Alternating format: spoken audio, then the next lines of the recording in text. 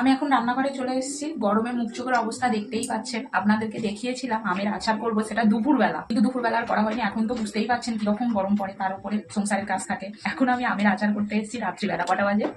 10:30। 10:30। তাহলে ভাবুন আমটা রোদে দেওয়ার পর ঠিক এইরকম দেখতে হয়েছে। দেখিয়ে দিই, এটা গোটা জিরে আছে, 5 ফোড়ন বলে, এটা মৌরি, এখানে শুকনো লঙ্কা, একটু কাশ্মীরি রেড চিলি পাউডার নিয়েছি যদি লাগে। কড়াটা গরম হয়ে গেছে, এই সবগুলো একসঙ্গে আমি কোনো কড়াই ভেজে নেবো।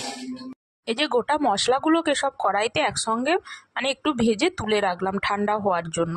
আর এখানে অল্প একটু সর্ষের তেল দিয়ে তাতে 5 ফোড়ন দিয়ে আমটাকে তুলে দিয়েছিলাম। আর আমটা কিন্তু পুরোটাই চিনিতে আর কি, চিনি দিয়ে গলাতে দিয়েছিলাম, মানে একটুও জল দিই না। আর একটু কালারের জন্য কাশ্মীরি লঙ্কা দিয়ে দিয়েছিলাম। আর ওইখানে কিন্তু মিক্সিতে আমি মশলাটা মানে খুব বেশিভাবে পেস্ট করিনি। ভালো লেগে থাকে মানে এই ভিডিওটা, অবশ্যই যাওয়ার আগে একটু কমেন্ট করবেন আর লাইক করবেন। আমি ফার্স্ট টাইম বানালাম, আর ভিডিওর মধ্যে অনেক ভুল ত্রুটি হয়ে থাকে, আমাকে নিজেদের মানে বাড়ির মেম্বার মনে করে ক্ষমা করে দেবেন।